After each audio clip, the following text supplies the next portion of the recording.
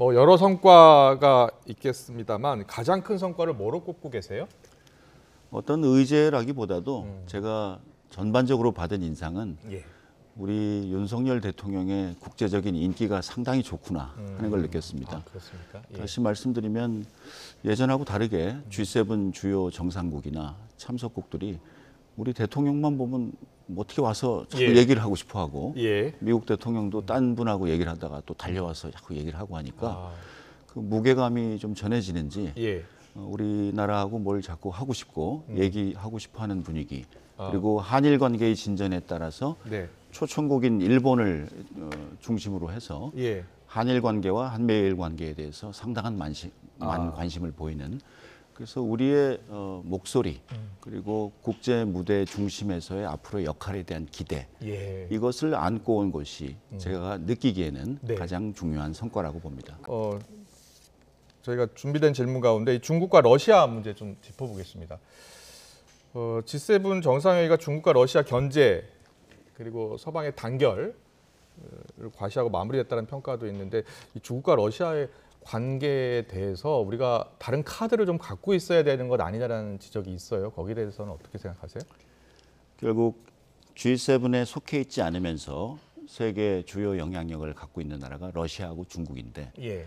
이번 후쿠시마에 모인 나라들의 태제는 자유의 연대였고 예. 또 힘을 사용한 무력 일방 현상 변경에 대한 반대였고 강압에 의한 현상 변경 반대. 그렇습니다. 그랬기 때문에 현재 전쟁이 일어나고 있고 예. 또 북한 핵과 미사일에 대해서 유엔 안보리 상임이사국인 러시아와 중국이 적극적이지 않았던 것은 사실입니다. 예. 그렇게 볼 때 우리의 중요한 생사를 가름하는 안보 문제에 있어서는 우리가 확고한 대비 태세를 해놓는 것이 중요하고요. 예. 그러나 우리가 중국과 러시아와 계속 대화를 이어가고 있고요. 고위급 레벨에서도 필요한 현안에 대해서 긴밀한 소통을 이어가고 있다는 것을 말씀드립니다. 한중일 정상회담 우리가 의장국이잖아요. 회의가 열릴 때까지는 우리가 의장국입니다. 그렇죠. 네네. 그런데 이게 2019년 이후로 안 열리고 있는 건가요? 그동안 코로나 팬데믹의 영향도 있었고 그렇군요. 예. 또 우리 정부 출범 이후에 한중 관계라든지 한미일 관계의 영향도 있겠지만 네.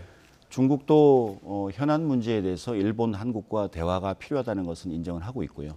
그래서 우선 중국, 일본 그리고 중국, 한국 간의 양자 간의 전략 대화를 시작을 해보려고 그러고요. 아, 시작을 해보려고 한다고요? 네, 계획이 예. 또 오고 가고 있습니다. 그렇게 해서 조금 양자 간의 현안들이 좀 적극적으로 논의가 되면 적절한 시점에 한중일 정상회담도 얘기할 수 있는 분위기가 오지 않겠는가 그렇게 기대를 하고 있습니다. 아, 그렇습니까? 네. 그 지금 물밑 접촉 그리고 논의는 계속 진행 중이다라고 이해를 하면 됩니까? 서로 사람을 보내고 또 받고 또 현안을 제기를 하고 이렇게 과정이 있습니다. 네, 알겠습니다. 러시아와 관계는 어떻습니까 지금? 예. 우리가 뭐 젤렌스키 대통령하고 정상회담도 지금 윤 대통령이 가진 상황이잖아요. 네네. 예. 러시아에 대한 국제사회의 제재에 우리가 기본적으로 참여하면서 반드시 우리가 필요로 하는 이제 천연가스라든지 일부 생선 품목에 대해서는 최소 규모로 교류를 지속하고 있지만 예. 결국 우리가 우크라이나에 대해서 지원을 하는 것이 더 중요한 과제이기 때문에 네. 거기에 대해서도 우크라이나와 회담을 가졌고 자체적으로 우리가 무엇을 할 수 있는지 검토 중에 있습니다. 네.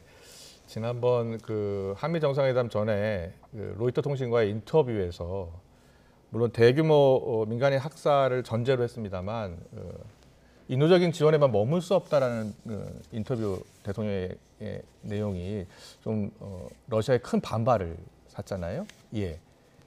일어나지 않은 가정적인 사실에 대한 의견이었기 때문에 네. 공식적으로는 몰라도 러시아와 한국 관계에 실질적인 지금 문제는 없다고 보고 있습니다. 예.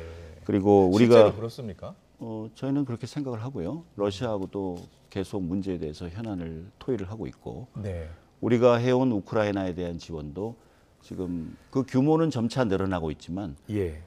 그 포괄적인 지원의 내용 면면을 보면 방탄 헬멧이라든지 예. 조끼라든지 전투 식량이라든지 그리고 지금 우크라이나가 우리한테 요청해 오는 것도 기뢰 탐지 장비라든지 제거 장비라든지 구급 의료 차량 이렇게 다 재건에 필요하거나 현재의 인도적인 군안 구조에 필요한 작업 그리고 장비들이기 때문에 네.